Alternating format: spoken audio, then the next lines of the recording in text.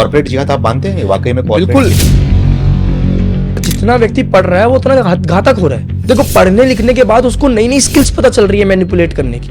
आज हिंदू लड़कियों को मैनिपुलेट वो इंटेलेक्चुअल तरीके से कर रहा है। तो वो कर क्यों रहा है? उसके बदले क्या मिल रहा है उसको? रेट लिस्ट आती है ना। अच्छा, ब्राह्मणों की लड़कियों के आपको 18 लाख 20 लाख, क्षत्रिय हो राजपूत हो उसके इतने लाख इतने लाख, और ऐसा दिमाग में डाल दिया है कि उनका ऑब्जेक्टिव है कि भाई आपको तो ये कन्वर्ट करना है। हमारे हिंदुओं के बच्चों की अगर उंगली कट जाए तो माँ बाप पागल हो जाते हैं। उसको हॉस्पिटल लेके चलो, उसको खून निकल गया, बह गया, और वो 5 साल की उम्र में देख चुका। उंगली कट गई, ये कट गई, सामने वो बकरे कटते हुए देख रहा है। कि इस्लाम ऐसा बिल्कुल भी नहीं कहता कि किसी को फोर्सफुली इस्लाम में कन्वर्ट करके लाओ। तो अगर ऐसा नहीं कहता तो ये जो पढ़ रहे हैं सारे इस्लाम भारत के अंदर, ये कौन सा इस्लाम पढ़ रहे हैं? आपके सारे गिरोह में एक भी व्यक्ति ऐसा नहीं निकलता जो ये बोले कि ये तो गलत हो रहा है, ऐसा क्यों कर रहे हो आप, क्यों कन्वर्ट कर रहे हो? डॉक्टर बन रहा है तो वो मेडिकल जिहाद कर रहा है, और आईटी सेक्टर में जा रहा है तो वो कॉर्पोरेट जिहाद कर रहा है। तो पढ़ा लिखा होना इसकी गारंटी नहीं है। जो लोग बोलते हैं ना कि आतंकवादी इंसान इसलिए बनता है क्योंकि वो अनपढ़ है या पैसों की जरूरत है, उसको गरीब है, वो अपनी मर्जी से बनता है। आप देखो कोई ऐसा आतंकवादी हमारे देश में हुआ हो जिसको लॉयर ना मिला हो? सबको मिल जाता है। किसी को बिनीदा खान का केस है, तुरंत लॉयर मिल गया। इनको कैसे लॉयर मिल जाता है? कैसे बिल का पैसा इकट्ठा हो जाता है की बारी? मुसलमान अपने क्षेत्र में जो है रहता है उसको मैंडेटरी है कि 50-60% उसको डोनेट करना है अपनी लोकल मस्जिद में। और जो डोनेशन आता है वो डोनेशन ऐसी परिस्थितियों में अपनी मजहब के लोगों को फाइनेंशियल हेल्प करने के लिए काम आता है। लेंसकार्ट का जो मालिक है पीयूष बंसल, उसको क्या नहीं पता था कि वो गाइडलाइन बन रही है? क्या वो अवेयर नहीं था? क्या ये कोई टेक्निकल फॉल्ट था कि गलती से एंटर दब गया या स्पेस हो गया? अच्छा, एयर इंडिया की आप गाइडलाइन पढ़ोगे तो उन्होंने चार्ट में जो बनाया हुआ है उसमें लिखा हुआ है कि हम मंगलसूत्र अलाउड नहीं करेंगे, हम कलावा अलाउड नहीं करेंगे, पैर पे पहनने वाले जो धागे होते हैं वो अलाउड नहीं करेंगे, सिंदूर अलाउड नहीं करेंगे, और चूड़ा अलाउड नहीं करेंगे। देखो, उनकी गाइडलाइन में ये कहीं नहीं लिखा हुआ कि वो हिजाब जो है वो भी अलाउड नहीं करेंगे। क्रिश्चियनिटी को देख लो, इस्लाम को देख लो, इनका ऑब्जेक्टिव क्या है? कन्वर्ट। ये कैसा, मतलब आप जो बोलते हो कि सारे धर्म के लोग हिंदू मुस्लिम मिलके रहे, बात अच्छे तरीके से रहे, वो कैसे पॉसिबल है ऐसी परिस्थिति में जहाँ पे आपके सामने वाले आपको कन्वर्ट करने के पीछे पड़े?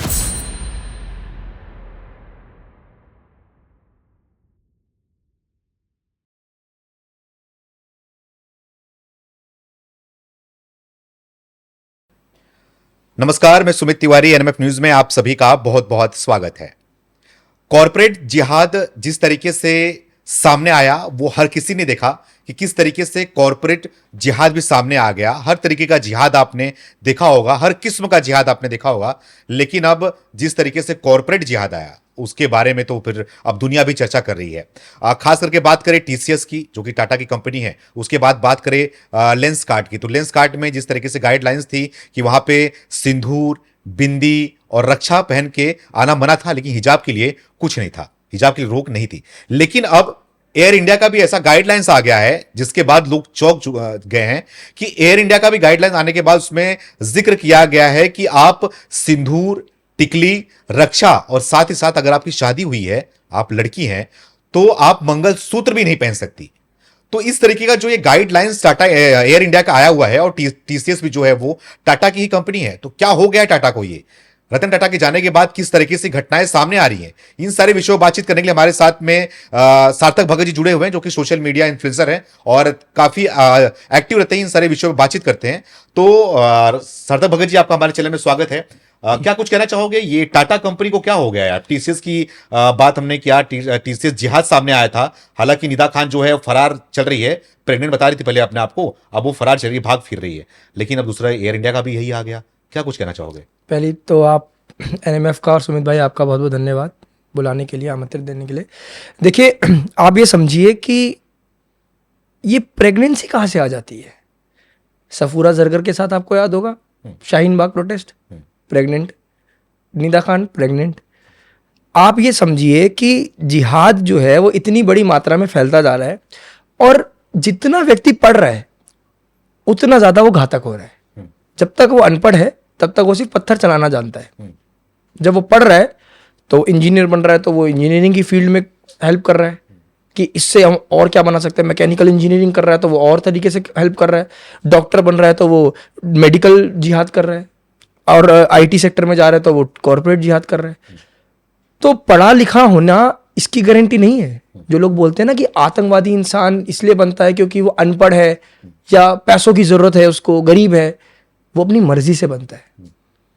क्या जब ये सब कुछ हो रहा था तो क्या उन लोगों में से किसी को कोई अच्छा वाला मुसलमान नहीं था क्या जो ये बोले कि यार तुम क्या कर रहे हो यार, ये तो बहुत गलत चीज़ है, आप क्यों ऐसे टीसीएस के अंदर वो हमारा धर्म, क्योंकि जो ऐसा बताया जाता है किताबों में इस्लाम जो कि इस्लाम ऐसा बिल्कुल भी नहीं कहता कि किसी को फोर्सफुली इस्लाम में कन्वर्ट करके लाओ, ऐसा तो बिल्कुल नहीं कहता। तो अगर ऐसा नहीं कहता तो ये जो पढ़ रहे हैं सारे इस्लाम भारत के अंदर, ये कौन सा इस्लाम पढ़ रहे हैं कि आपके सारे गिरोह में एक भी व्यक्ति ऐसा नहीं निकलता जो ये बोले कि ये तो गलत हो रहा है, ऐसा क्यों कर रहे हो, आप क्यों कन्वर्ट कर रहे हो।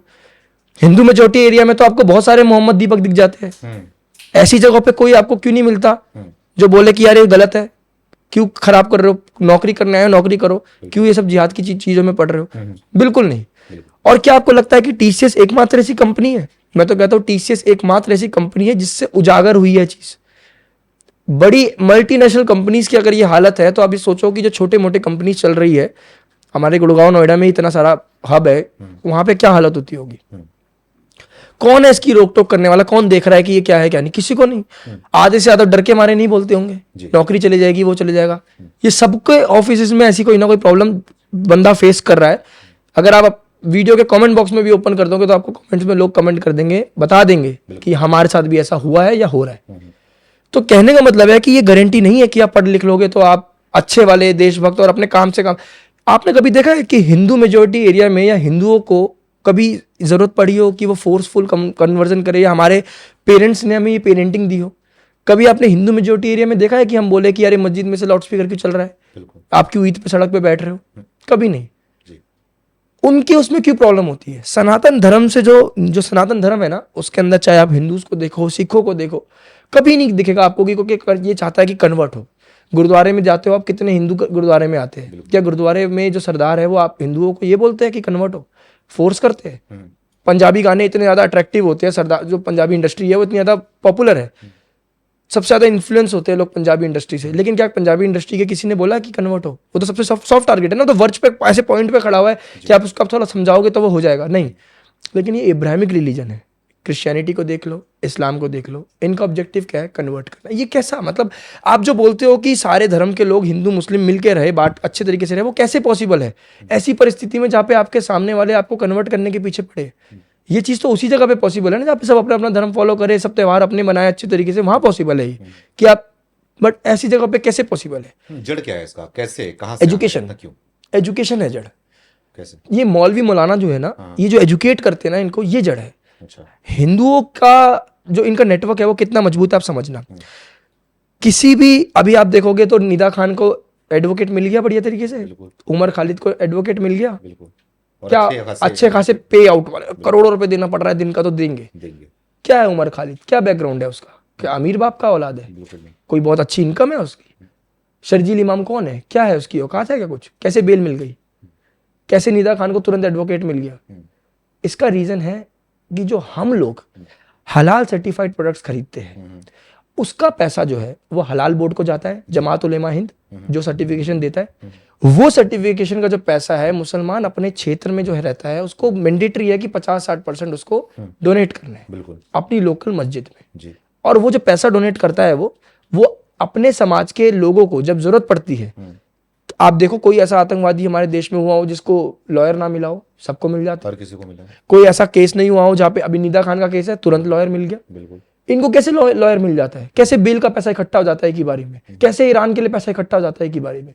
क्योंकि इनको पता है कि हमको इतनी मात्रा में तो डोनेट करना ही है, और जो डोनेशन आता है वो डोनेशन ऐसी परिस्थितियों में लोगों को फाइनेंशियली हेल्प, लोगों को नहीं, अपनी मजहब के लोगों को फाइनेंशियल हेल्प करने के लिए काम आता है। मैटर ये नहीं करता कि वो सही है या गलत है, मैटर ये करता है कि वो हमारे कौम का है। और यही सबसे बड़ी प्रॉब्लम है, क्योंकि ये जो मौलाना लोग हैं ना, इन्होंने एजुकेट किया हुआ है इनको ऐसा। जो मुसलमान थोड़ा सा पढ़ लेता है या लिबरल हो जाता है, वो वैसे चुप हो जाता है कि समाज के खिलाफ कैसे बोले, कितने मुसलमान जो है महिलाएं हैं जिनको पता है कि 3 तलाक कितनी खतरनाक चीज़ है, जिनको पता है कि किस तरीके से ये लोग कर रहे हैं, इनके मजहब के लोग, क्या उनको हरासमेंट नहीं झेलना पड़ता? कितनी महिलाएं ऐसी है जो चाहती है कि वो भी आज़ाद रहे, वो भी खुलकर अपनी तरीके से पहने, अपनी तरीके से, क्योंकि जो जो पढ़ रहा है, जो एजुकेट हो रहा है, उसके लिए तो उसका माइंड ब्रॉड हो रहा है, वो कंजर्वेटिव नहीं हो सकता। जो कॉलेज जा रहा है, जो पीएचडी कर रहा है, जो कॉर्पोरेट में जो अच्छी जगह पे जा, वो उनमें से कुछ लोगों का माइंड ओपन होता है, बट वो चाहकर नहीं खिलाफ बोल पाते। तभी तो आपने देखा होगा कि कभी भी मुसलमान अच्छा वाला भी जो थोड़ा बहुत होता है, वो अपने लोगों के खिलाफ नहीं बोल पाता, क्योंकि फतवे जारी हो जाएंगे, बहिष्कार हो जाएगा।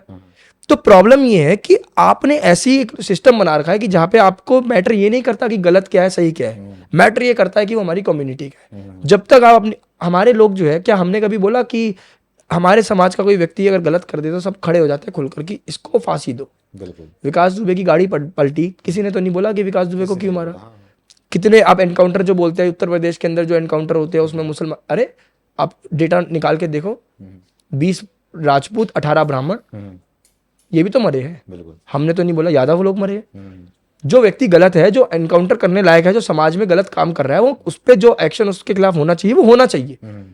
क्या आज हम ये बोलते हैं कि किस बंदे ने रेप किया है तो हिंदू है, ये तो इस समाज का, इसको फांसी मत दो? बिल्कुल दो, खुले में बोलते हैं जो गलत है वो दो।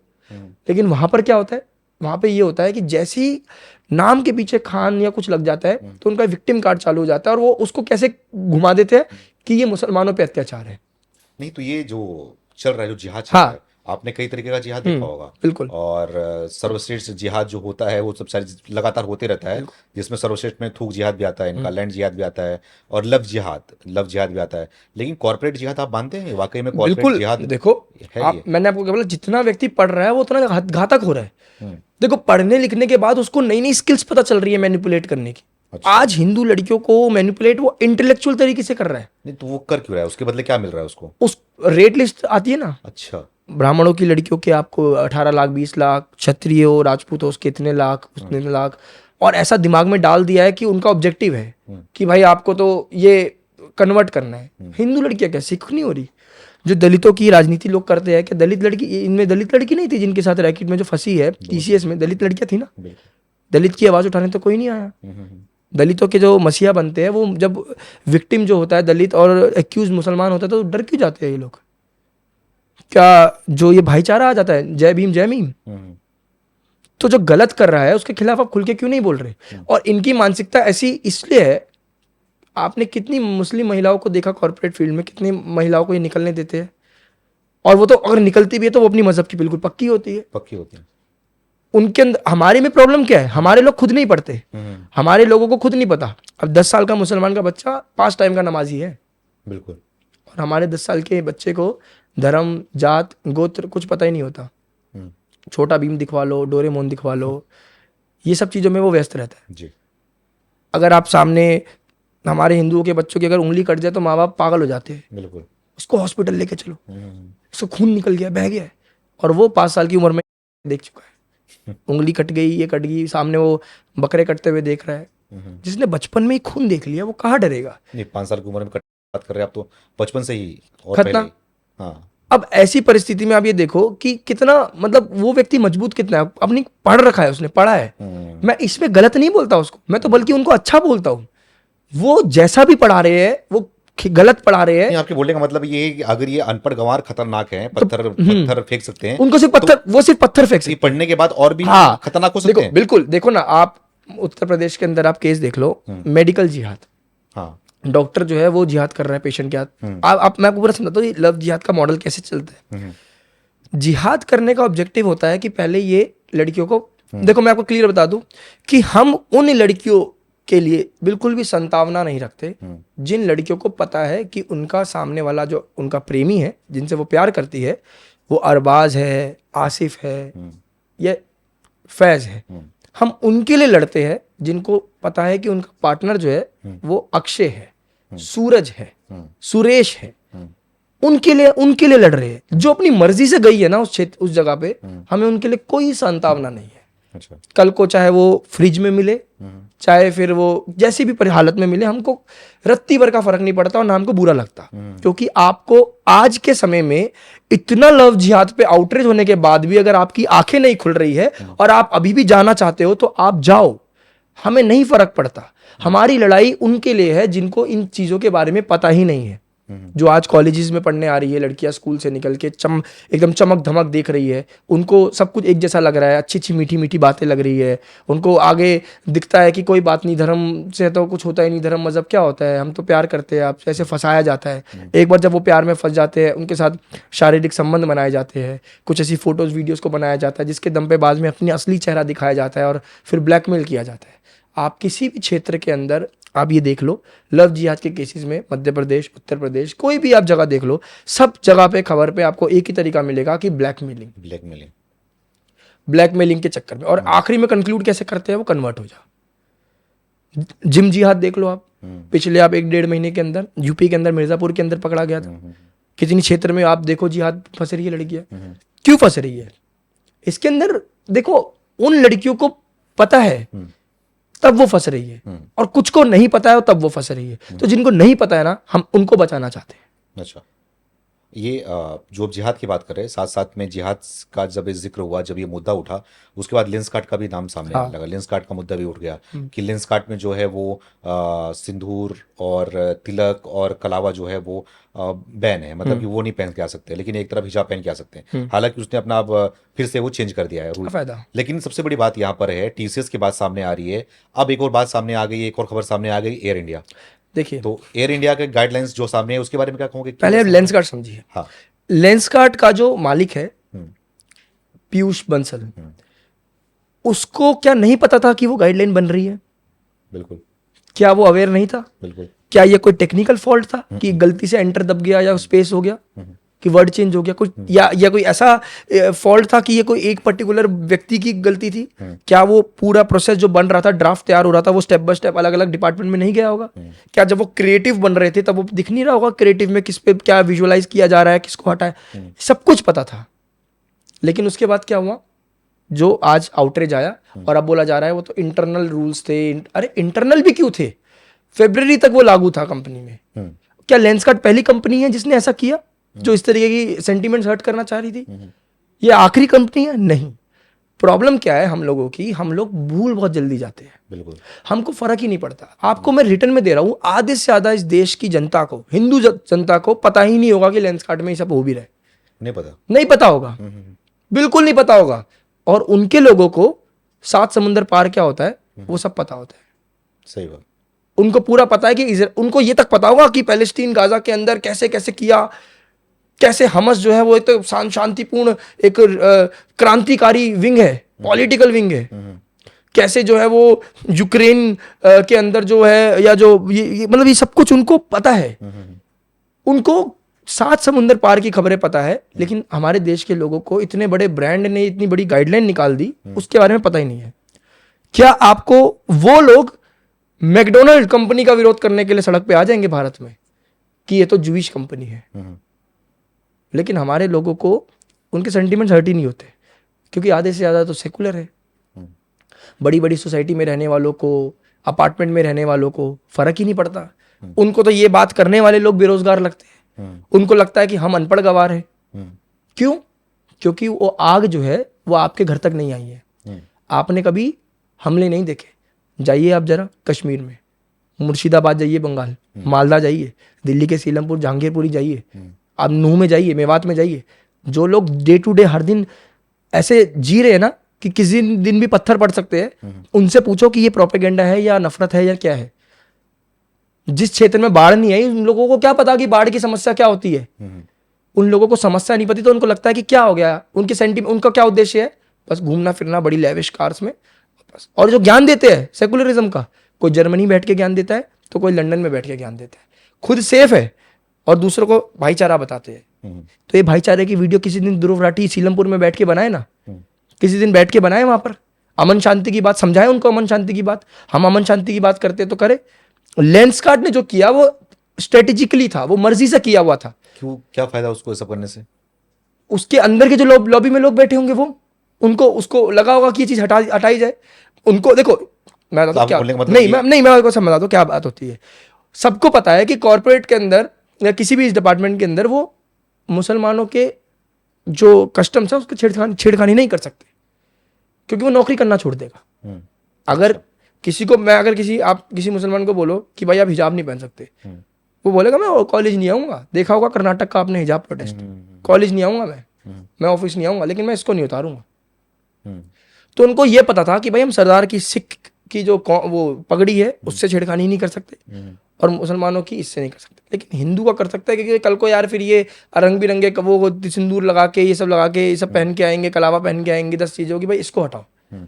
ये विचारधारा है, मतलब सॉफ्ट टारगेट है, सॉफ्ट टारगेटिंग है। और आपको मैं बता दूं, आप जरा जो पीयूष बंसल की वाइफ है जो, उनके आप पुराने ट्वीट देख लेना, पक्की वामपंथी है, पक्की वामपंथी, चर्चा का विषय बना हुआ है कि बिल्कुल एक नंबर की वामपंथ। और इन वामपंथियों का उद्देश्य क्या है? इनके अंदर दम नहीं है, इनके अंदर गूदा नहीं है कि ये इस्लाम पर बोल सके। इनके अंदर सिर्फ इतना दम है, ये हिंदू के जो कस्टम्स है उनके साथ छेड़खानी करेंगे। ये जय भीम तो करेंगे, लेकिन जय भीम के विचारों से नहीं जुड़ेंगे। जय भीम के विचारों से भी तो जुड़ो ना। बिल्कुल। क्या बोला था उन्होंने? इस देश का मुसलमान कभी भी इस देश का नहीं हो सकता। बिल्कुल।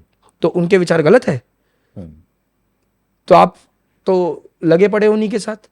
तो उनके लिए भी बोलो ना। देखो, मैं ये मानता हूं कि अगर एक कंपनी में गाइडलाइन बन रही है तो वो सबके लिए बराबर बननी चाहिए। ये सेकुलर भारत अगर आप बोलते हो तो सबके लिए बने, एक सिलेक्टिव क्यों बनती है? और आज ये आउटरीच है, आज माफीनामा आ जाएगा, आज पीआर गेम शुरू हो जाएगा, कल को पीयूष बंसल चला जाएगा किसी मंदिर में, अयोध्या में चला जाएगा, कुछ करोड़ों रुपए का दान दे देगा, सोचेगा कि बराबर हो जाएगा, और हो भी जाएगा। आज मीटिंग हुआ तो मीटिंग में वो तिलक लगा के आया, तिलक लगा के आया। हाँ। अभी कल को आपको वो दिखेगा मंदिरों में जाता हुआ, और लोग माफ भी कर देंगे, भूल भी जाएंगे। यही सबसे बड़ी गलती है। मैं जनता से कहना चाहता हूं, क्या लेंसकार्ट एकमात्र कंपनी है जहां से आपका चश्मा बन रहा है? जब तक लेंसकार्ट नहीं था तब तक क्या चश्मे नहीं बनते थे आपके? मेरा तो चश्मा आप देख लो, आज भी लोकल दुकान से बना हुआ चश्मा है, मेरे एरिया का चश्मे वाला है, आज तक उसी से चश्मा बनवाता हूं, कोई चश्मा नहीं बनवाया मैंने लेंसकार्ट से। क्या अगर आपको चलो ब्रांड पे भी जाना है तो क्या सिर्फ एक ही ब्रांड है लेंसकार्ट जैसा जो चश्मा आपको बना के देगा? बहुत भीड़ है, कल गया था मैं, कल गया देखने के लिए, तमाम भीड़ होगी, लाइन लगी हुई थी वहां पर। और एक चीज मैंने देखा कि वहां पर किसी के हाथ में कलावा नहीं था, जितने भी काम करने वाले वहां पे थे। बातचीत किया उनसे मैं और समझा, तो बोल रहे कि हाँ मैं राजपूत हूँ। मतलब कलावा क्यों नहीं पहन रहे हो? रोका किसी ने, तो उनको भी ऊपर से बोल, उनको भी जॉब जाने की डर है, बता नहीं रहे, कैसे करें? बोल रहे नहीं, रोका नहीं गया, अपनी इच्छा से हम नहीं पहन रहे। हर हिंदू पहनता है, लगभग पूजा होता है पहनता ही है, लेकिन वहां पर कोई नहीं पहना हुआ था, भीड़ लगी हुई थी, लोग खरीद रहे थे, शॉपिंग कर रहे थे वहां से। तो अब इसके आप इससे आप क्या समझ रहे हो कि आज ही आप देखो, मैं समाज के सभी लोगों से कहना चाहता हूं, हमारी जो प्रॉब्लम है ना, हम सिर्फ त्योहार के जश्न मनाने तक सीमित रह चुके हैं। हमारा सारा पैसा कहाँ लगता है? दिवाली आएगी तो दिवाली की पूजा में कोई नहीं बैठेगा, बस फोटो खिंचवाने के लिए सबसे आगे हो जाएंगे। तो हमारी शादी आएगी तो फोटो सेशन के लिए एक अलग बूथ बन जाएगा, जहां पे पूजा चल रहा है, हवन चल रहा है, वहां कोई नहीं बैठेगा। होली आएगी तो दारू नशा मीट मांस ये खुल जाता है, लेकिन होली के लिए कोई ढंग से तो एक्चुअल में त्योहार लगता है। घर वालों का रंग गुलाल लगाएंगे नहीं लगाएंगे, लेकिन वो रातों रातों दूर दूर जगह पे पार्टी करते हैं। पैसा खर्च करना हो, मैं इसके खिलाफ नहीं हूँ, मैं आपको इस बता दूं, जागरण कराना हो, कोई कीर्तन कराना हो, बढ़िया बढ़िया झांकियां निकलवानी हो, तो उसमें लोग लाखों रुपए लगा देते हैं। कभी किसी भगवान का जागरण हो रहा है, बढ़िया फैंसी चीजें हो रही है, उन झांकियों वालों को लेके आ जाएंगे। ये वो झांकी वाला खुद गाड़ी में बैठ के सुट्टा पी रहा है, दारू पी रहा है, नशे कर रहा है, उसको इन्होंने कृष्ण बना दिया और महादेव बना के घुमा रहे हैं। इसमें पैसा खर्च करने के लिए लोगों के पास पूरा है। लेकिन अगर उस गली का एक हिंदू व्यक्ति धर्म की रक्षा करते समय जेल चला गया तो उसकी बेल के लिए पैसा इकट्ठा करेंगे ये लोग? नहीं करता कोई। क्या वो 1 लाख 5 लाख रुपए जो आप लगा रहे हो, क्या वो 5 लाख रुपए किसी हिंदू जो जरूरतमंद है उसके लिए नहीं जरूरत पड़ सकती? क्या आपके आज जो आप दलों को गालियां देते हो, भगवान ना करे कल को आपकी गली के बाहर एक मॉब आ जाए, कौन बचाएगा आपको? जिसके घर पे जरूरत, जिसकी हम जमीन पे रहते हैं, हमें पता है कि जो लोग हमको गाली देते हैं ना, जिस दिन उनको, जब उनका घर परिवार का कोई व्यक्ति फंस जाता है ना, उस दिन वो हमारे साथ, हमारी जरूरत पड़ती है उनको। उन परिवारों को तब जरूरत पड़ती है जिस दिन उन पर आ जाती है, और इनके साथ पूरी कौम खड़ी हो जाती है। तो प्रॉब्लम क्या है कि हिंदू जो है उसको पता ही नहीं है कि उसको क्या करना है। वो बिखरा हुआ है, स्कैटर्ड है। उसको लगता है कि उसने पूजा पाठ कर ली सुबह तो उसका धर्म हो गया पूरा। क्या हमारे जो पूर्वज थे, क्या वो पूर्वज जो थे, अगर पूजा पाठ से सब कुछ हो जाता तो उन्होंने शस्त्र क्यों उठाए? क्यों छत्रपति शिवाजी महाराज, क्यों महाराणा प्रताप लड़ाई लड़ने लगे, यज्ञ करते रहते? क्यों हमारे देवी देवताओं के हाथ में शस्त्र है? हमारा उद्देश्य ये है कि हम किसी पर हम हमला नहीं करेंगे। हमारा ये उद्देश्य नहीं है कि हम चलते फिरते को मारेंगे। उसका हम अपनी प्रोटेक्शन के लिए तो कुछ करेंगे। बिल्कुल। हम अपना जो हमारे समाज के लोग हैं उसने स्कैटर्ड क्यों है? क्यों आज लेंसकार्ट का विरोध नहीं हो सकता? क्यों आज लेंसकार्ट में क्यों लेंसकार्ट की कंपनी जो है वो आज क्यों नहीं गिर सकती? क्यों आज उसके शेयर नहीं गिर सकते? क्यों आज लोग उस पर फुटफॉल क्यों नहीं रोक सकते? जिस दिन ये होना शुरू हो गया उस दिन लेंसकार्ट की पॉलिसी बनाने से पहले जो लेंसकार्ट ने बनाई उसको देखकर जितनी कंपनियां चल रही है ना, सबके होश ठिकाने आ जाएंगे। नहीं, आप लेंसकार्ट की बात कर रहे हैं लेकिन टाटा भी वही कर रहा है ना। आप टीसीएस की बात करें, उसमें जो टीसीएस जिहाद सामने आ रहा है, और अब एयर इंडिया का भी जो गाइडलाइंस आया, तो टाटा भी तो कमियां हैं। टाटा के अंदर क्या लग रहा है कि रतन टाटा के जाने के बाद कौन चीज़ें देख रहा है, कौन अंदर घुसा हुआ है, कैसे चीज़ें हो रही हैं? देखिए, टाटा का तो इतिहास थोड़ा सा अजीब सा ही है। अब तनिष्क ज्वेलर्स वाला वो ऐड आया था, आपने देखा होगा, कैसे पूरा लव जिहाद दिखाया था उन्होंने। मुस्लिम के घरों पे हिंदू लड़की को शादी करके लाना दिखाना, बहुत आउटरेज हुआ था। आज से 5-6 साल पहले की बात है। उसके बाद टाटा का टीसीएस आप देखा ही है, और अब एयर इंडिया। अच्छा, एयर इंडिया की आप गाइडलाइन पढ़ोगे तो उन्होंने चार्ट में जो बनाया हुआ है उसमें लिखा हुआ है कि हम मंगलसूत्र अलाउड नहीं करेंगे, हम कलावा अलाउड नहीं करेंगे, पैर में पहनने वाले जो धागे होते हैं वो अलाउड नहीं करेंगे, सिंदूर अलाउड नहीं करेंगे, और चूड़ा अलाउड नहीं करेंगे। देखो, उनकी गाइडलाइन में ये कहीं नहीं लिखा हुआ कि वो हिजाब जो है वो भी अलाउड नहीं करेंगे। देखिए, मुझे ये फोटो के साथ में लगाया है, फोटो के साथ लगाया हुआ है। अब मुझे बस इतना जानना है, क्योंकि बहुत से इंटेलेक्चुअल लोग जो है वो बोलेंगे कि प्रोफेशनलिज्म नाम की भी तो कोई चीज़ होती है। तो मिडिल ईस्ट एयरलाइंस जो है, जितनी भी मिडिल ईस्ट की जो एयरलाइंस चलती है, वो अपनी एयर होस्टेसेस को हिजाब अलाउ करती है। तो प्रोफेशनलिज्म हिजाब में अफेक्ट नहीं होता क्या? आज तक हम क्यों कॉलोनियल गुलाम हैं? आज तक हमारे लिए प्रोफेशनलिज्म की डेफिनेशन जो अमेरिका या जो इंग्लैंड फॉलो कर रहा है वो ही है कि भाई अगर सूट पहन लिया, टाई पहन ली, बूट्स पहन लिए तो वही प्रोफेशनलिज्म है, वही एकदम। आज हमारे देश के प्रधानमंत्री तो कुर्ता पहनते हैं हर जगह पे, तो क्या वो प्रोफेशनलिज्म नहीं है? क्या सऊदी अरेबिया के जो शेख है, क्या वो सूट पहनते हैं? अपना जो उनका वो है वो पहनते हैं। तो प्रोफेशनलिज्म की डेफिनेशन आपकी नजरों में क्या है? क्या है प्रोफेशनलिज्म? प्रोफेशनलिज्म मतलब ये है कि आप सिंदूर नहीं लगा सकते। आपका सिंदूर लगाने से प्रोफेशनलिज्म अफेक्ट हो जाता है क्या? किसी पैसेंजर ने बोल दिया किसी एयरलाइन को कि आपकी एयर होस्टेस तो सिंदूर लगा के आती है इसलिए हम आपकी एयरलाइन में नहीं चढ़ेंगे। आपकी एयर होस्टेस तो जो है भाई चूड़ा पहनती है, आप तो मंगलसूत्र तो दिखता भी नहीं है। बिल्कुल। तो आपकी गाइडलाइन में वो क्यों है? वो क्या प्रॉब्लम दे रहा है? वो सिक्योरिटी रीजन है, तो सिक्योरिटी रीजन तो हिजाब में भी हो सकता है। सिक्योरिटी रीजन बिंदी सिंदूर लगाने में कौन सा सिक्योरिटी रीजन आ रहा है आपका? बिल्कुल। मतलब मुझे समझ में नहीं आ रहा। देखो, हिंदू को तो नौकरी कर, बंदा क्या कॉम्प्रोमाइज करेगा? वो नहीं है। वो एयर इंडिया जो एयर होस्टेज होती हैं, उनका तो एक वो होता है ना कि टिप टॉप होनी चाहिए, अच्छी दिखनी चाहिए, और बहुत बहुत सारे क्राइटेरिया उनमें भी होता है। तो हो सकता है इसी वजह से ना कर रहे हो कि अच्छा, हो सकता है जो उनका लुक है, जो आउटफिट है, उस पे मैच ना कर मतलब अनमैरिड दिखाना बहुत जरूरी है। हो सकता है अट्रैक्टिव दिखना, हाँ। मतलब उनको मैंने तो कितनी एयर होस्टेस देखी है जो मतलब एज में काफी एजेड होती है बट वो फिर भी वर्क कर रही होती है। आजकल तो कितनी कंपनी ऐसी है जो फिजिकली जो चैलेंज लोग होते हैं उनको नौकरी में रखती है। कितने डेफ जो सुन नहीं सकते उनके लिए भी, उनको भी नौकरी पे रखती है। कंपनीज तो कर रही है ना। आपको एयर होस्टेस का रोल जो है वो हॉस्पिटैलिटी है। आप अच्छे तरीके से बात करें, आपको वो डीलिंग मतलब जो पैसेंजर है उनके साथ आप अच्छे तरीके बिहेव करें, ये आना चाहिए।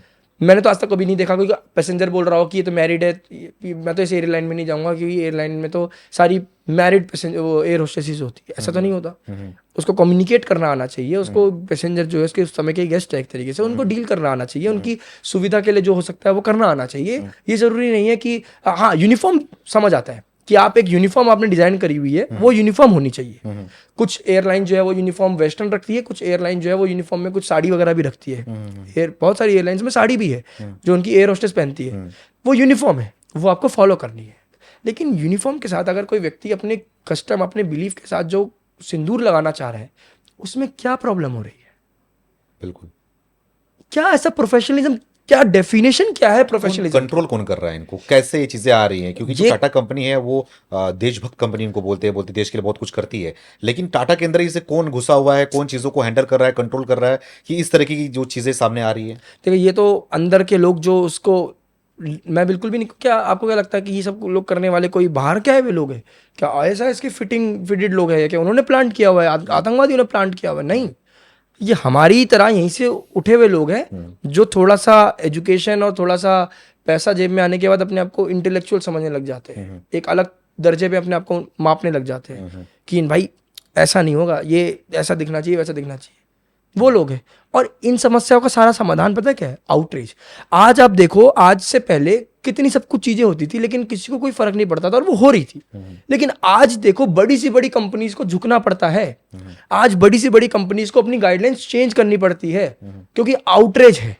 और आज से पहले ये आउटरीच होता था कि ये तो बजरंग दल के लोग हैं भाई, ये तो हिंदू संगठन है जो आउटरीच कर रहे हैं। नहीं, आज आउटरीच युवा करता है जो दल से नहीं जुड़ा हुआ, पढ़ रहा है, स्कूल में पढ़ रहा है, एजुकेशन ले रहा है, वो आउटरीच करता है क्योंकि उसको साफ साफ नजर आ रहा है कि ये एक तो पूरा सिविलाइजेशन खत्म करने की तैयारी है। आज हमारे देश की पहचान किससे है? अगर आज विश्व के अंदर कोई भी व्यक्ति आता है, हमारे बाहर से डेलीगेशन आता है, या कोई बाहर के क्रिकेटर्स आते हैं, या हमारी पहचान जो बाहर के देशों में बनी हुई है, भारत का कल्चर बहुत अच्छा है। क्या है कल्चर? हमारे भारत की पहचान क्या है? भारत की पहचान भारत के त्योहार है, भारत की पहचान भारत की साड़ियां है, कांचीवरम साड़ी, बनारस साड़ी भारत का त्योहार है, सेलिब्रेट करता है। भारत का खाना है, इंस्ट्रूमेंट है, डांस है, ये है, कस्टम्स है, हमारा ये है भारत की पहचान। और ये सिविलाइजेशन, ये कस्टम्स, ये कल्चर किसका है?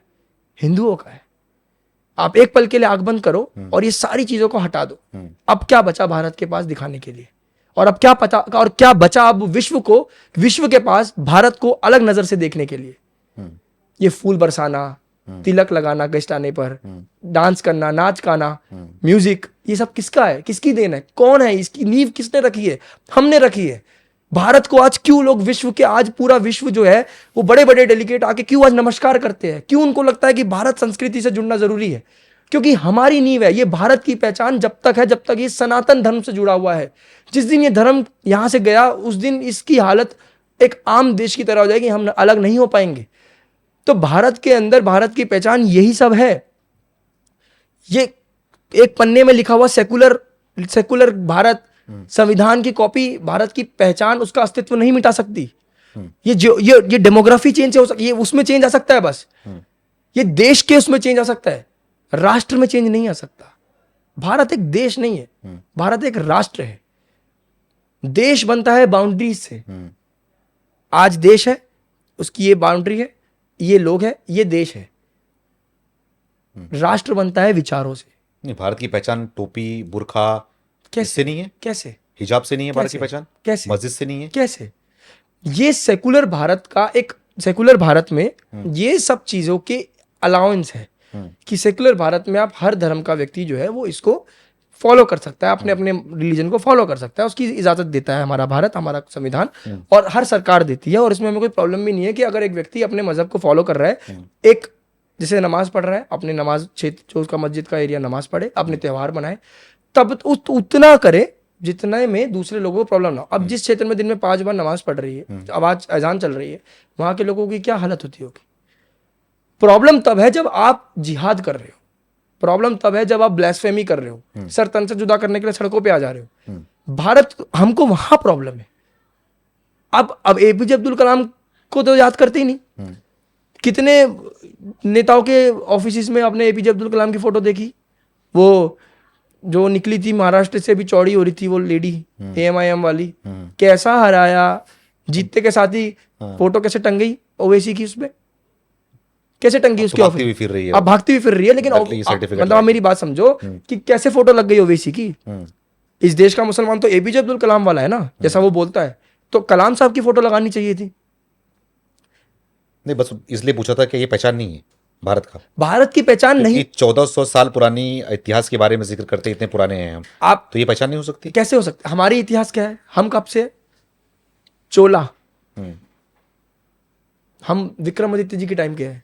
आप देखो एक बार हमारा इतिहास, मुगल आके चले गए, खिलजी आके चले गए, अलग अलग आए, सब क्लैन आके चले गए।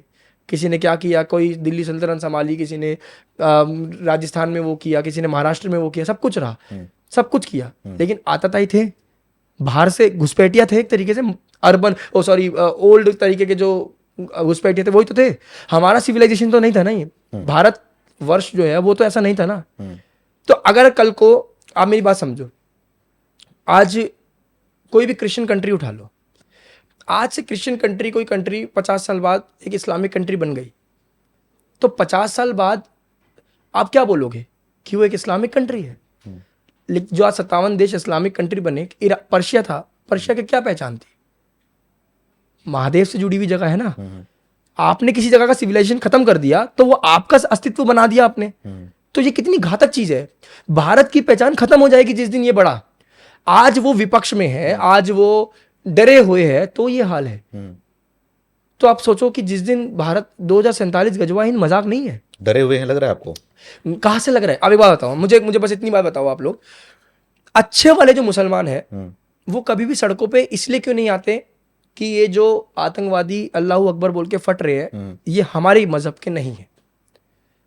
ये खुलकर ये भीड़ जो नूपुर शर्मा के विरोध के लिए, सरतन से जुदा के लिए सड़कों पे आ जाती है, जो भीड़ मैकडोनल्ड या कोका कोला के ब्रांड का विरोध करने के लिए सड़कों पे आ जाती है, जो खामिनी के मरने पर सड़कों पे आ जाती है, जो प्रॉफिट मोहम्मद का अपमान हुआ उसके लिए सड़कों पे आ जाती है, जो हिजाब बैन हुआ उसके लिए सड़कों पे आ जाती है, वो भीड़ उस जगह पर आगे क्यों नहीं आती जब आतंकवादी अल्लाह अकबर बोल के फटता है? उस जगह पे आगे आके क्यों नहीं बोलते ये लोग कि भाई ये हमारे मजहब के नहीं है, हम इनको अपना नहीं मानते। एक सच्चा मुसलमान उसको नहीं मानता जो देश, हमारे देश पे अत्याचार कर रहा है, मार रहा है, आतंकवाद फैला रहा है। हम कैसे यकीन करें कि अच्छे और बुरे सब रिलीजन में होते हैं? हमने तो कभी, अगर कोई व्यक्ति हमारे, हम कितने ऐसे केसेस आते हैं जहाँ पे हिंदू स्पाइस पकड़े जाते हैं जो पाकिस्तान के हैंडलर के साथ कम्युनिकेट कर रहे होते हैं, कुछ इनपुट दे रहे होते हैं। हम तो कभी नहीं बोलते कि इसको सपोर्ट करो, हम तो नहीं बोलते कि ये तो बहुत बढ़िया, ये कोई बात नहीं है। देश बोलते हैं ना लोग हमसे कि धर्म बड़ा या देश, हमारा धर्म सिखाता है देश पहले। बिल्कुल। भारत माता की जय। आपको कोई हिंदू आपको भारत का विरोध करता हुआ नजर नहीं आएगा, वंदे मातरम बोलेगा, खुलकर बोलेगा। ये लोग क्यों नहीं करते? सब कुछ मतलब इनकी सहूलियत के हिसाब से कोई चीज हराम और हलाल कैसे हो जाती है? नाच गाना तो इनके लिए हराम है, सब कुछ इनके लिए, मतलब कोई भी चीज हमारे में जो पॉजिटिव वे में है वो इनके लिए सब कुछ उल्टा है, वो हराम है। ये कैसे पॉसिबल है? मतलब आप ऐसे, एक बात बताओ, अगर चलो इस देश के अंदर जो इस्लामिक, अब आप मेरी बात समझना, अरब कंट्रीज है, सऊदी अरेबिया, दुबई है, इस्लामिक कंट्री है, लेकिन उनका वे ऑफ लिविंग देखो आप कितना मॉडर्न है, वो कितने अलग है। वो कल्चर से जुड़े हुए लोग हैं, अपने रिचुअल्स को फॉलो करते हैं। वहां पे तो इतना बड़ा हिंदू टेम्पल बन गया, बिल्कुल। वहां पे तो दूसरे रिलीजन के लोग भी जाते हैं, काम करते हैं अच्छे तरीके से, मॉडर्न, इतनी बुर्ज खलीफा जैसी बिल्डिंग है, बड़े बड़े बीचेस, पार्टीज, क्लबिंग, सब कुछ वहां पे चलता है। हर व्यक्ति अपनी विचारधारा का वहां पे रहता है, काम कर पाता है, लेकिन वो अपने मजहब के पक्के हैं, उनको अपना रिलीजन फॉलो करना है, दैट्स इट। लेकिन आप जरा सीरिया में जाओ, आप ईरान में जाओ, वहां पे इस्लाम क्या बढ़ाया जा रहा है? जो ये इन क्षेत्र का इस्लाम है ना, ये पाकिस्तान वाला, बांग्लादेश वाला, भारत वाला, ये एक ये साजिश है। ये जो इनका ऑब्जेक्टिव है, अभी समझो, इनको फीड किया हुआ है। ये फीड बहुत, ये जो फीडिंग है ना, ये बहुत घातक है। अच्छा। अगर ये ढंग से पढ़ाई करे तो इनके ये फीडिंग हट जाएगी। क्यों साउथ, आप मेरी बात समझना, यूएई, इनकी गवर्नमेंट ने नोटिस जारी किया कि जो भी हमारे देश का मुस्लिम जो है, जो यूके की बड़ी बड़ी जैसे कैम्ब्रिज यूनिवर्सिटीज में जाके पढ़कर जिहादी बन रहे हैं, हम उनको स्कॉलरशिप नहीं देंगे। ये नोटिस है, आप पढ़ लेना, गूगल पे डाल के आप डाल देना, यूएई गवर्नमेंट ने जो अपने कंट्री के स्टूडेंट्स को जो यूके में जाके पढ़ाई कर रहे हैं, उनकी जो सब्सिडीज थी या जो उनको मिलता था, कैंसिल कर दिया। क्या वजह? वजह यही कि वो आतंकवाद बन रहे, उसमें जा रहे। पढ़ना, आप खुद पढ़ना, जो मेरा क्लेम है वो पढ़ना। और भारत में क्या चल रहा है? भारत में सिंदूर मत लगाओ। यूएई की सरकार, एक इस्लामिक कंट्री, अपने स्टूडेंट्स की स्कॉलरशिप बंद कर देती है कि हम इनको स्कॉलरशिप नहीं देंगे क्योंकि ये यूके में जाके जिहादी बन रहे हैं, एक्सट्रीमिस्ट बन रहे हैं। ये उनकी स्टेटमेंट है, पढ़ो। तो आज भारत के अंदर ऐसे सरकार कर दे तो वो तो मुसलमान विरोधी हो जाएगी। बिल्कुल। आज भी मुसलमान विरोधी। अभी 2 दिन पहले की खबर, कल और 2 दिन आप इतनी सारी देखो एयरपोर्ट के विजुअल्स, हज के लिए गए हैं सारे लोग। क्या प्रधानमंत्री आवास योजना के तहत जो घर मिले उसमें मजहब पूछ के दिया? सबसे ज्यादा ले रहे हैं, सबसे ज्यादा ले रहे हैं। आप वीडियो देखो, 2017 की या 22 की चुनाव की वीडियो में देख रहा था कि एक महिला कह रही थी कि हमको एक घर उत्तर प्रदेश सरकार की जो स्कीम है घर वाली, उसके थ्रू तहत मिला है। वोट किसको दोगे? अखिलेश यादव जी को। आपके सारे घर ले लिया आपने, सारी सब्सिडी ले ली, उसके बाद भी आप अखिलेश यादव, सुरक्षा दे दी। क्या सुरक्षा उत्तर प्रदेश के अंदर मिलती है? क्या वो मजहब को देख के मिलती है? सभी को सुरक्षा मिलती है ना। बिल्कुल। लेकिन आपके अंदर आज भी ऐसी क्या एजुकेशन आपको मिल रही है? आपको कैसे मैनिपुलेट किया जा रहा है? आपको कौन फीड कर रहा है कि भाजपा विरोधी है, भाजपा मुसलमान विरोधी है? भाजपा तो भाई हिंदू मुस्लिम करती है। कैसे हिंदू मुस्लिम करती है? भाजपा हिंदू मुस्लिम कैसे करती है? क्या उत्तर प्रदेश के अंदर या पूरे देश के किसी भी राज्य के अंदर लॉ एंड ऑर्डर सिलेक्टिव है? क्या जो सरकारी सुविधा मिल रही है वो सिलेक्टिव है? क्या कभी ऐसा बोला जाता है कि राशन की लाइन में मुसलमान आ रहे हैं तो उनको भगा दो? नहीं। लेकिन आपको तो क्या आपका आधार कार्ड आपके पास है तो आपको क्या पब्लिक ट्रांसपोर्ट में बैठने नहीं दिया जाता? आपको क्या एजुकेशन इंस्टीट्यूट्स में आपको नहीं लाया जाता? बल्कि आपके तो नाम के इंस्टीट्यूट्स है कितने जो सिर्फ आपको सब्सिडीज देते हैं। क्या आपको हद सब्सिडीज नहीं मिल रही? पिछली सरकार से ज्यादा सब्सिडी तो इस सरकार ने दी है। अपनी यूनिवर्सिटी के नाम ली तो फिर एक नाम और सामने आया था, अल्फला। हाँ, अल्फला। जहाँ से आतंकवादी निकल के आए थे। मैं अल्फला यूनिवर्सिटी में 2 दिन गया था। हाँ जब ये हुआ था हाँ हाँ। हम 2 दिन ग्राउंड कवरेज करने के लिए मैं गया था। आप मानोगे नहीं, मैंने होश उड़ गया एक चीज़ जानकर। वहाँ के लोकल्स को कि जो वहाँ के लोकल मुस्लिम यूथ है उनके पास घर पे टीवी और फ़ोन है ही नहीं। मैंने बोला कि आपको उनको पता ही नहीं है। तो इन्होंने बोला ना पता होने का रीज़न कि हमारे पास कुछ हम देखते नहीं है। तो आप कहाँ देखते हो, क्या पढ़ते हो? हम तो जी सुबह उठते हैं, अपना जो रूटीन है मस्जिद नमाज पढ़ने जाते हैं, मदरसे जाते हैं, दैट्स इट। मतलब उनकी एजुकेशन आज के युग में भी वो है जो उस क्षेत्र का मौलवी चाहता है।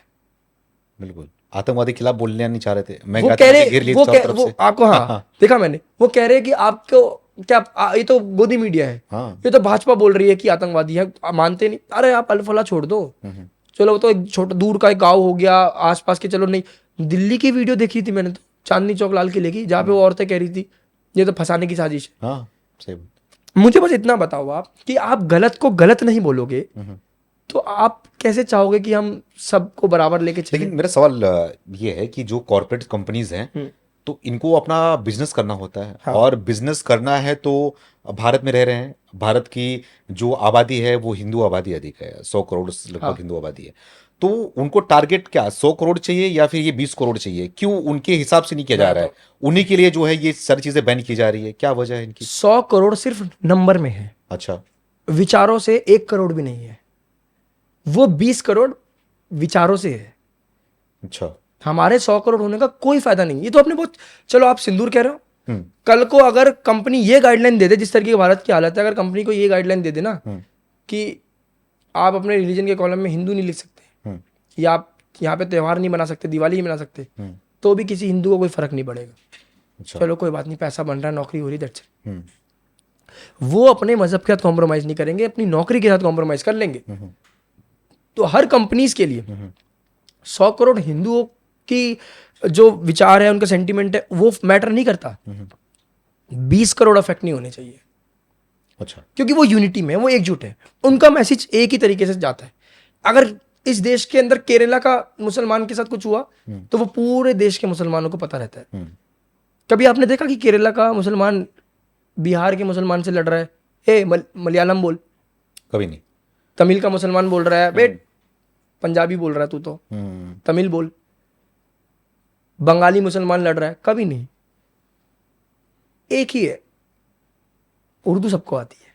लेकिन वो तो इसके बेचारे बने हुए हैं ना। अब आपने देखा होगा एक द वायर की एक खातून है, पत्रकार है, वो आगे सामने से सुबह सुबह एप्पल का बढ़िया टैब ली हुई थी। वो बोल रही थी कि मुसलमान कुछ नहीं करता, मुसलमान सुबह उठ के ब्रश भी नहीं करता, मुसलमान सिर्फ जिहाद करता है। उन्होंने साबित कर रहा है कि मुसलमान ब्रश नहीं करता लेकिन जिहाद करता है।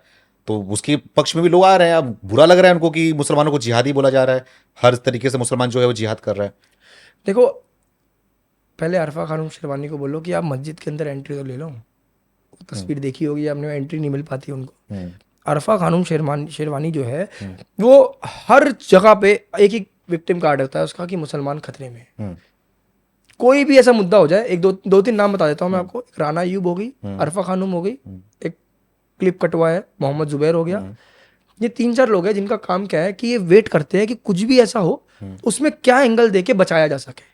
अच्छा। ये कभी भी आपको नहीं मिलेंगे ये बोलते हुए कि भाई ये गलत हो रहा है। गलत क्या हो रहा है? बाबा गलत कर रहा है। इस देखो ढोंगी बाबा का पकड़ा गया, पर्दाफाश हुआ। अब उत्तर प्रदेश के अंदर आज की खबर देख रहे हो आप, यूपी के एक मस्जिद के अंदर एक महिला के साथ, उसकी बच्ची के साथ रेप किया एक मौलाना ने। आज की खबर है। हवस का मौलवी नहीं बोलते। हवस का मौलवी नहीं बोलते, और ना ये खड़े होते प्लेकार्ड पकड़ के आई अशेम्ड एज अ मुस्लिम।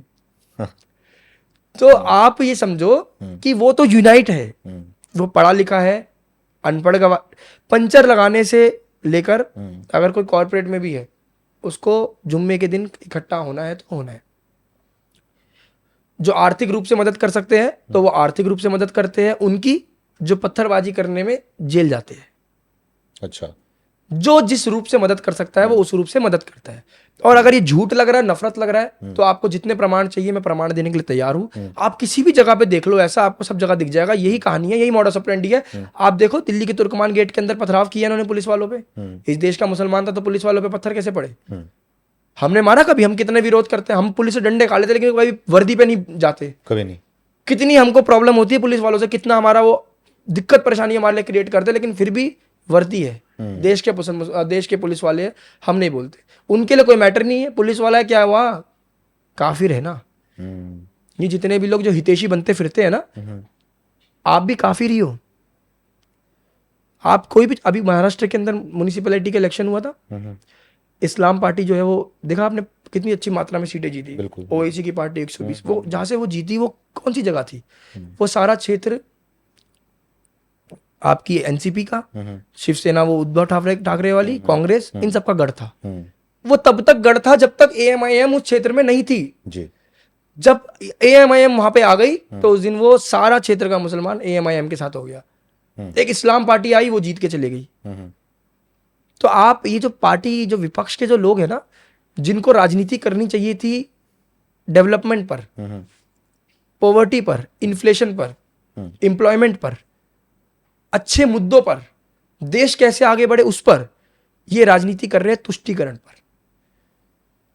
इनको एक मेरी बात समझो, इजराइल गए थे प्रधानमंत्री, इजराइल के पूरे डेलीगेशन जो मंत्रिमंडल था, सांसद लोग थे, उन्होंने क्या बोला कि हम विरोध करते हैं नेतन्याहू का, लेकिन जो अप्रोच उनकी ईरान के प्रति है उसका विरोध नहीं करते।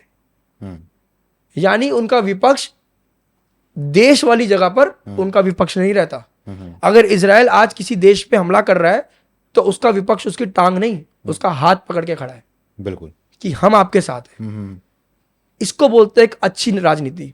तो आज इसीलिए इजराइल इतना बड़ा देश है। लोग कहते हैं सबसे पावरफुल देश तो अमेरिका है, सबसे बड़ा पावरफुल देश तो चाइना है, सबसे बड़ा पावरफुल देश इजराइल है। उसका कारण समझो कैसे। इजराइल एक ऐसा देश है जो सारी तरफ से मुसलमान कंट्री से घिरा हुआ है, इस्लामिक कंट्री, और भी इस्लामिक कंट्रीज कौन सी, आपकी शिया मुस्लिम कंट्रीज, सब टैंक बंदूक लेके खड़े हुए। लेबनान घिरा हुआ है, सीरिया ने घिरा हुआ है, फिर आपका जितनी भी इस्लामिक कंट्रीज हमने घिरा हुआ है। एक एक व्यक्ति को वहां पे आर्म चलाने आते हैं, सेल्फ डिफेंस आता है। और कितना भी पढ़ा लिखा व्यक्ति क्यों ना हो, वो अपनी कंट्री के लिए कभी भी विरोध में नहीं जाता। जिस देश का एक एक नागरिक जिस देश के एक एक नागरिक के अंदर देशभक्ति बसी हुई है, उस देश को विश्व की कोई ताकत नहीं हरा सकती।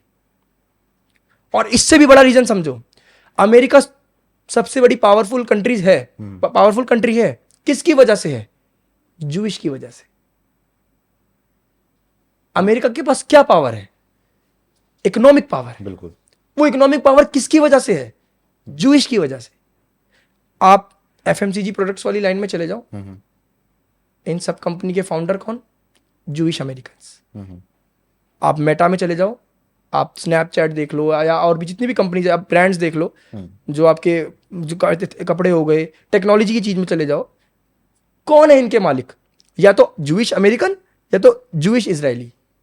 जूइश लोग ही तो चला रहे हैं। बिल्कुल। अमेरिका क्यों इजराइल के साथ एंटी नहीं हो सकता किसी भी परिस्थिति में? क्योंकि जूइश लोगों ने बचपन से अपने अस्तित्व के लिए लड़ाई लड़ी है, जैसे भारत लड़ता आ रहा है। लेकिन वो जूइश अमेरिका में काम कर रहे हैं, लेकिन वो जिस दिन इजराइल पे बात आएगी और अमेरिका उनको चुनना पड़ेगा, तो वो अपना इजराइल चुनेंगे, मतलब अपनी कम्युनिटी के खिलाफ नहीं जाएंगे वो लोग। ये नहीं कि भारत में रह के ईरान चुनना, भारत पे अभी ईरान हमला कर दे तो ये भारत के साथ खड़े होंगे? कश्मीर के मुसलमान और हमारे देश के जो कम्युनिटी के लिए लड़ रहे हैं, कभी खड़े नहीं हुए, ईरान के साथ खड़े हो जाएंगे। आज आप देखो कि इकोनॉमी, अमेरिका की जितनी बड़ी कंपनीज, जो सर्विस प्रोवाइडर हो चाहे गुड्स प्रोवाइडर हो, सब में जूइश लोग हैं। ये जो मेटा का विरोध करते हैं, ये सॉरी ये जो बोलते हैं कि हम तो जूइश के खिलाफ है, हम तो नेतन्याहू के खिलाफ है, करो फिर मेटा का विरोध। खिलाफ भी किस पे है? जिसके खिलाफ है उसी की डेवलप्ड चीजों पे आप डाल रहे हो। बिल्कुल। छोड़ो फोन, एप्पल क्यों चला रही है अरफत खानुम शेरवानी? एप्पल कंपनी का कौन, किसका फाउंडर कौन? एक जूइश। मेटा कौन चला रहा है? जूइश। आप जो भी चीज कर लो, आप मैंने क्या बोला था एक थोड़ी देर पहले, मैंने बोला था कि हलाल और हराम अपनी सहूलियत के हिसाब से है। मैकडोनल्ड का ये हराम है, मैकडोनल्ड के खिलाफ जाएंगे ये, क्योंकि मैकडोनल्ड के खिलाफ क्यों जा रहे हैं? क्योंकि जूइश कंपनी है, बंद करो। अबे तुम जिसके खिलाफ हो, मैकडोनल्ड के खिलाफ हो ना, तो इसको रिकॉर्ड करके तुम जहां डाल रहे हो वो भी तो मेटा की, वो भी तो जूइश की सर्विस है। आप उसके खिलाफ क्यों नहीं हो? सहूलियत के हिसाब से। अच्छा। कब तक नाच गाना हराम है? जब तक अपनी बेटियों की बात आ रही है। गरबा में जाने के लिए तो हराम नहीं है। नहीं है, सही बात। गरबा में तो बड़ी जल्दी चले जाएंगे। मुस्लिम लड़कियां क्यों नहीं जाती गरबा में? क्या उनका मन नहीं करता? अलाउंस नहीं है, अलाउ नहीं करेंगे। आज़ादी, ये जो लड़कियों को मैनिपुलेट किया जाता है, आज़ाद, सबसे ज़्यादा आज़ादी हमारे रिलीजन में है, सबसे ज़्यादा। बहुत, बिल्कुल। देख लो आप जरा, एक ही तरीके का पहनावा मिलेगा, वही पहनना है आपको हर दिन, 24 घंटे 7 दिन। बिल्कुल। आज़ादी की बात ये करते हैं, महिलाओं की आज़ादी। हमारा जो धर्म है ना, हमारा धर्म, जो लोग हमको बोलते हैं कि हिंदू जो है वो तो एंटी वुमेन, जो फेमिनिस्ट आजकल के बन रहे हैं, नए नए फेमिनिस्ट बन रहे हैं, ये ऐसा, और ये कम्युनिस्ट जो है, हिंदू सनातन धर्म जो है वो महिला विरोधी है। ये ब्राह्मण जो है, ये तो उन्होंने तो हिंदू विरोधी है। अगर हम हिंदू विरोधी होते ना, तो माँ ने भगवान शिव को अपने पैरों के नीचे रखा था। अगर हम महिला विरोधी होते ना, तो ये एजुकेशन, ये ज्ञान यहाँ तक आता ही नहीं कि एक मर्द नीचे लेटा हुआ है। अगर हमने माँ को दर्जा सबसे ऊपर का दिया, हमारे धर्म में माँ, महिला का नाम पहले आता है। राधा कृष्ण, बिल्कुल, सीताराम, गौरी शंकर। हम माता को पूछते हैं, हम माता की योनि को पूछते हैं। हम एक महिला की योनि, एक माता की योनि को पूछते हैं। हमने महिला सशक्तिकरण की सबसे बड़ी पहचान सनातन धर्म है। बिल्कुल। हमारी महिलाएं, रानी लक्ष्मीबाई बच्चे को टांग कर लड़ी, और हमने कभी, ब्राह्मणों ने या कभी भी हमारे धर्म के किसी भी वर्ग के लोगों ने कभी भी उस इतिहास को छुपाने की जरूरत नहीं करी। अगर हम महिला विरोधी होते तो ये इतिहास कभी सामने आता ही नहीं कि अहिल्याबाई होलकर ने क्या किया, रानी लक्ष्मीबाई ने क्या किया, हमारे क्यों शिवजी जमीन पे लेटे हुए हैं, हम क्यों एक औरत को ऊपर दिखा रहे हैं, कभी नहीं आता अगर हम महिला विरोधी होते तो। आपने पढ़ा ही नहीं, आप शुरू से ही वामपंथ के चक्कर में पड़ गए। आपने, वामपंथ की भी तो दोगलापन है। भारत के अंदर वामपंथ मुसलमान से डरता है, चाइना के अंदर मुसलमान वामपंथ से डरता है। वामपंथ से डरता है, बिल्कुल। समझो आप, सही बात। केरला के अंदर जो वामपंथ है वो आपको कभी भी नहीं मिलेगा एसडीपीआई के खिलाफ बोलता हुआ, पीएफआई के खिलाफ बोलता हुआ। कम्युनिस्टों की बेटियों के साथ लव जिहाद होकर उनको ट्रांसफर कराया जाता है सऊदी अरेबिया, लेकिन नहीं बोलेंगे। सबसे पहले लव जिहाद का कहां से बात आई, कहां शुरू हुआ लव जिहाद? यूपी बिहार से हुआ, केरला से हुआ। 2009 का आर्टिकल पढ़ो, बिल्कुल। आप केरला हाईकोर्ट का आर्टिकल पढ़ो, क्लियरली उन्होंने लव जिहाद की बात उन्होंने करी 2009 में। लव जिहाद की शुरुआत वहां से हुई, हमारे यहां से नहीं हुई। आप 2017-18 की बात है, जो वहां का आज का मुख्यमंत्री है, उसने रिपोर्ट दर्ज कराई थी लव जिहाद की, सेंट्रल मिनिस्ट्री को, कि ये सब चीजें चल रही है। एनआईए को रिपोर्ट दी हुई उन्होंने कि लव जिहाद की। पढ़ा है, पढ़ो आप, देखो, मैं भेज दूंगा, मैंने बनाया हुआ इस पे भी बात। तो वहां पर डर के रह रहा है, और चाइना में वहां पे वो शौचालय बना दे रहे हैं तो भी कुछ नहीं हो रहा।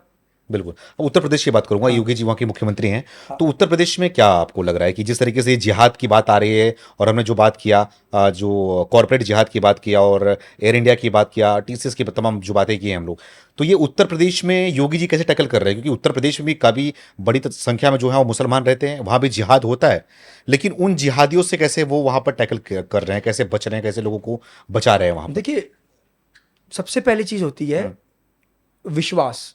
अगर जनता का विश्वास वर्दी पर है, और तो आपकी आधी से ज्यादा समस्या का समाधान हो जाता है। आप मुझे एक बात बताइए, उत्तर प्रदेश के अलावा दूसरे किसी राज्य में की जनता से पूछ लीजिए आप, क्या उनको अपने क्षेत्र की पुलिस पर विश्वास है? मैं इस पे पुलिस को गलत नहीं बोल रहा, ठीक है, पुलिस कर्मियों के भी हाथ बंधे होते हैं, वो चाहते हैं कि हम एक्शन लेना चाहे, बट वो नहीं ले सकते, ऊपर से ऑर्डर है, जो भी है, सरकार का ऑर्डर है, जो भी है। लेकिन क्या उनकी जनता को विश्वास है? लेकिन उत्तर प्रदेश की जनता को विश्वास है। बरेली के अंदर आई लव प्रॉफिट के पोस्टर लगाए गए, बिल्कुल। वहां पे पुलिस कर्मियों पर बरेली के बिजनेसमैन वाले, जितने बिजनेस वाली जो समुदाय है पूरा व्यापार वाला, उन्होंने फूल बरसाए। ये विश्वास है वर्दी पर। अच्छा, वर्दी पर विश्वास क्यों है? क्योंकि वर्दी वालों पर बाबा का हाथ है। बाबा ने ये बोल रखा है लॉ एंड ऑर्डर मुझे कॉम्प्रोमाइज नहीं चाहिए। अगर मैं बंगाल में जाके ये बोल रहा हूं कि 2017 से आज तक कोई भी दंगा फसाद उत्तर प्रदेश में नहीं हुआ, तो मेरी ये स्टेटमेंट अफेक्ट नहीं होनी चाहिए। लॉ एंड ऑर्डर के लिए जो करना है आप करो। बिल्कुल। अच्छे ब्यूरोक्रेट्स रखे हुए उत्तर प्रदेश में। आज कोई ये नहीं कि छुटपुंडिया नेता कॉल करके बोल दे। आज एसपी के पास पावर है, आज डीएम के पास पावर है। बिल्कुल। आज उत्तर प्रदेश का जो शासन है योगी जी का, उनके पास पावर है। और जो पावर है उसका इस्तेमाल कैसे हो रहा है आप समझे। क्या सिर्फ मुसलमानों पर एनकाउंटर हो रहा है? हिंदुओं पे भी तो एनकाउंटर हो रहा है। जो गलत कर रहा है, रेप पे कितने आप मैंने इस पे भी बात करी हुई है। उत्तर प्रदेश के केसेस उठा के देख लो आप, जितने रेप करने वाले हैं उनमें कितने हिंदू है जिनको एनकाउंटर किया है, मारा है। ये विश्वास है। उत्तर प्रदेश की महिलाओं के साथ जो छेड़खानी हो रही है, मुसलमान भी तो कर रहे हैं। बिल्कुल। अगर उन जो मुसलमान आदमी लोग छेड़खानी कर रहे हैं, भले ही अपने ही समुदाय की महिलाओं के साथ कर रहे हैं, तो योगी जी उनको भी नहीं छोड़ रहे। तो क्या उस महिला के मन में विश्वास पैदा नहीं होगा? क्या आप देखते होंगे हर दिन तस्वीरें योगी जी के वहां की महिलाएं, मुसलमान महिलाएं आती है अपनी समस्या लेकर, आती है, समस्या सुनते हैं, समाधान देते हैं जी। तो विश्वास है। उत्तर प्रदेश के अंदर जनता को विश्वास है। और लोग जो बोलते हैं ना जाति जाति, एक बात बताओ, आज उत्तर प्रदेश हर राज्य में जातिवाद है, लेकिन आज उत्तर प्रदेश के अंदर काफी हद तक जो लोग हैं वो जातिवाद की चीज से हट रहे, क्योंकि उनको ये रहा है कि भाई मैं यादव हूं, लेकिन मेरा मुख्यमंत्री अगर राजपूत होने के बाद भी अच्छा काम कर रहा है तो मैं दूंगा। मैं ब्राह्मण हूं, मेरा मुख्यमंत्री अगर राजपूत है कोई दिक्कत नहीं। दलितों का वोट आता है, SC ST का वोट आता है, क्योंकि उनकी समस्या का जो समाधान कर रहा है उनको दिखता है। महिला सुरक्षा अगर मिल रही है तो क्या वो जाति के हिसाब से मिल रही है, धर्म के हिसाब से मिल रही है? क्या अगर एक क्षेत्र में, आज देखिए पुलिस की भर्तियां कितनी उत्तर प्रदेश में हुई है, आज जितनी जरूरत नहीं है तो इससे ज्यादा पुलिस है। हर चौक चौराहे पे देख लो, 112 की गाड़ियां दौड़ती है हर गली मोहल्ले में। किसी भी महिला के साथ कोई छेड़खानी कर ले तो क्या पुलिस ये पूछती है कि छेड़खानी करने वाले का धर्म और जात क्या है, और जिसके साथ छेड़खानी हुई है वो महिला मुसलमान है या हिंदू है? नहीं, महिला सुरक्षा है, करने वाले का मीटर है, और जो महिला है वो खुलकर जा पाती है। आज योगी जी ने बोला कि जल्दी हम नाइट शिफ्ट भी चालू करेंगे जैसे ऑफिस में। बिल्कुल। ये विश्वास है। और वो विश्वास क्यों है? एक सनातनी मुख्यमंत्री का जो जड़ों से मजबूत है और विचारधारा का पक्का है। अच्छा। माहौल के हिसाब से मुख्यमंत्री सनातनी नहीं बना। माहौल जब नहीं था ना सनातनियों का, जब डंडे पड़ते थे हिंदुओं पर, जब कावड़ियों पर पथराव होता था, उस समय का वो सनातनी है, विचारधारा का पक्का है। आज भी वैसे ही, आज भी वैसा है। आज तक उनकी स्टेटमेंट आप किसी भी इंटरव्यू में देख लो, चाहे आप पॉलिटिकल रैलीज में देख लो, अपना बयान पे अटल है। और जो विचार है वो कोई नफरत फैलाने वाला विचार नहीं है, वो विचार है जो एक सनातन का विचार है। सबको सुरक्षा मिलेगी, सबको बराबर का अधिकार मिलेगा, लेकिन अगर कोई उपद्रव करेगा, कोई जिहाद करेगा, कोई मारकाट करेगा, आतंक फैलाएगा, उसका इलाज बाबा के पास है बुलडोजर, एनकाउंटर। अब पूरे देश का पहचान बन गया है। आज देखो, आज दूसरे चुनावों, क्षेत्रों में चुनावों में बुलडोजर के नाम से लड़ा जाता है। आज योगी जी की पॉपुलैरिटी का कारण क्या है? आप जाइए साउथ इंडिया में जाइए, आज योगी जी मांगते हैं, आप किसी भी राज्य में जाइए, आज उत्तर प्रदेश के मुख्यमंत्री के नाम पे भाजपा चुनाव जीतती है। जिन जिन क्षेत्रों में, जिन जिन विधानसभाओं के अंदर योगी आदित्यनाथ प्रचार करने जाता है, उनका रिकॉर्ड देख लो, 80 से 90% वो सीटें जीत के आते हैं। आज बिहार के अंदर इलेक्शन हुआ तो योगी जी को भेजा, योगी जी के नाम पर ऐसी छवि बनी है कि योगी, बट ये कितना गलत है। वो हरियाणा की बात करें तो स्ट्राइक रेट अच्छा रहा, चाहे वो महाराष्ट्र की बात करें अच्छा स्ट्राइक रेट रहा, चाहे वो बिहार की बात करें, अब बंगाल है, आप बंगाल में भी आप देख लो, रिकॉर्ड कर लो, जिन जिन लोकसभा में वो गए वहां का रिजल्ट देख लेना। लेकिन मैं सवाल करना चाहूंगा भाजपा से, योगी जी के नाम पर वोट मिलता है, आपको पता है, लेकिन जब काम वैसा नहीं होता उस राज्य में तो छवि भी तो योगी जी की खराब होती है। बिल्कुल। अगर आज आप बंगाल चुनाव में योगी जी आपके लिए कर रहे हैं मेहनत, कल को अगर बंगाल का मुख्यमंत्री उस तरीके का काम नहीं करेगा तो कौन दुखी होगा? वो वोटर दुखी होगा, क्योंकि उन्होंने विश्वास करके वोट दिया। योगी जी अपने क्षेत्र में आश्वासन देके काम, अगर योगी जी ने अपने चुनाव में बोला उत्तर प्रदेश इलेक्शन में कि ऐसे ऐसा होगा तो वो करेंगे, लेकिन अगर आज वो उत्तराखंड में जा रहे हैं, बंगाल में जा रहे हैं, बिहार जा रहे हैं, वहां पर आश्वासन देके आ रहे हैं, उसके बाद सरकार बन रही है, मुख्यमंत्री कौन बन रहा है, क्षेत्र के लोग पसंद नहीं कर रहे, नाराजगी है, एंटी इनकम्बेंसी है, बस मोदी योगी के नाम पे वोट दे रहे हैं। इससे अच्छा नहीं होगा। तो भाजपा को सोचने की जरूरत है। जो आप ये एक्सपेरिमेंट कर रहे हो ना, ये एक्सपेरिमेंट आपके साथ विफल हो रहा है। आप उस कद्दावर नेताओं को लेके आओ ऊपर जो आपकी विचारधारा पे अटल रहे। जब आपको पता है कि योगी मॉडल पूरे विश्व में मजबूत है, तो आप योगी मॉडल को हर राज्य में क्यों अपनाना नहीं चाहते? आप क्यों नहीं चाहते कि योगी मॉडल जो है वो हर क्षेत्र में चले? बिल्कुल। योगी मॉडल तभी तो आप समझो ना, 80 सीटें आती है लोकसभा की। बिल्कुल। अगर आपको उत्तर प्रदेश के अंदर जो जीत गया वो देश जीतता है। अगर आज आपका सबसे बड़ा देश का राज्य का मॉडल जो है वो सक्सेसफुल हो रहा है, ये बात आपको भी पता है, तो आप इस मॉडल को हर राज्य में अपनाते क्यों नहीं हो? बिल्कुल। क्यों बाकी राज्यों के मुख्यमंत्री जो है वो गलत सुनते हैं? क्यों जनता उनके विरोध में रहती है? क्योंकि वो नेता वैसा नहीं है जैसा जनता चाहती है। बिल्कुल। ये चेंज करने की जरूरत है जी। विस्तार से बातचीत किया हमने और सारे विषयों पे बातचीत किया। जनता को भी समझ में आएगा कि किस तरीके से ये कॉर्पोरेट जिहाद फैलाया जा रहा है देश भर के अंदर। जहां से आप जाते हैं, आप भी कई बार उसके शिकार हुए होंगे और कई बार आप आस पड़ोस के लोग जो है उसके शिकार भी हो रहे हैं, लेकिन आप ही लोग जो है वो अनजाने में उसका जो है सहयोग कर रहे हैं, उनको आगे बढ़ा रहे हैं। तो आपको इससे सीखने की जरूरत है और समझने की जरूरत है। जिस तरीके से सार्थक भगत जी ने समझाया है सारी चीजों को आपने बड़े अच्छे से समझा दिया। आखिरी में जनता को कुछ कहना चाहते हो तो 1 मिनट के अंदर कुछ बोलना चाहते हो? देखिए, बस मैं इतना कहूंगा, हर जनरेशन नई यंग जनरेशन को बोलूंगा कि देखो, आप मॉडर्न बनो। मॉडर्नाइजेशन समझ आता है, वेस्टर्नाइजेशन समझ नहीं आता। अपनी रूट्स मत भूलो। आपको कोई नहीं कह रहा कि आप ये क्यों पहन रहे हो, कपड़े ऐसे क्यों पहन रहे हो, इंग्लिश में बात क्यों कर रहे हो, या लेकिन ठीक है, ये आपकी मर्जी है, लेकिन वेस्टर्नाइज मत बनो। इंग्लिश आपके लिए एक गर्व की बात नहीं होनी चाहिए। अपनी भाषा, चाहे आप महाराष्ट्र से हो तो मराठी, कर्नाटक से हो तो कन्नड़, अपनी भाषा पे विश्वास रखो, अपने धर्म पर विश्वास रखो, अपनी रूट्स को पहचानो। मॉडर्न बनो, घूमो फिरो, लेकिन अपने धर्म के खिलाफ, किसी के खिलाफ बोलो मत। हम किसी के खिलाफ नहीं बोलते। हम अपने लोग अपनी पहचान के साथ कॉम्प्रोमाइज नहीं कर सकते। बस मैं आपसे ये चाहता हूँ, और पेरेंट्स को बोलना चाहता हूँ कि आप अपने बच्चों को अपब्रिंगिंग शुरुआत से देना शुरू करो। जो तो बच्चे बढ़ रहे हैं, जब आप जिस उम्र में उसको चलना सिखा रहे हो, बोलना सिखा रहे हो, उस समय आप उसको बोलना क्या है, समझना क्या है, पढ़ना क्या है, ये भी सिखाओ। वो बहुत जरूरी है। उनको इतिहास पढ़ाओ, छत्रपति शिवाजी महाराज का, रानी लक्ष्मीबाई जी का, ये पढ़ाओ। ये जरूरी है, क्योंकि बचपन में अगर बच्चे को आपने जो सिखाया वो सीखेगा। अगर आप 25 साल के आदमी को बोलोगे कि ये नहीं ये है, तो बोलेगा अबे तू मुझे ज्ञान देगा। माँ बाप से विनती करता हूँ, हमारे को कोई किसी दल की जरूरत नहीं पड़ेगी, इस देश को किसी संगठन की जरूरत नहीं पड़ेगी। हिंदू अपने आप मजबूत होगा अगर माँ बाप ने बच्चों को अच्छी अपब्रिंगिंग दे दी तो। ठीक। और साथ ही साथ अपने राय को आप कमेंट करके हमें जरूर बताएं। बहुत बहुत धन्यवाद।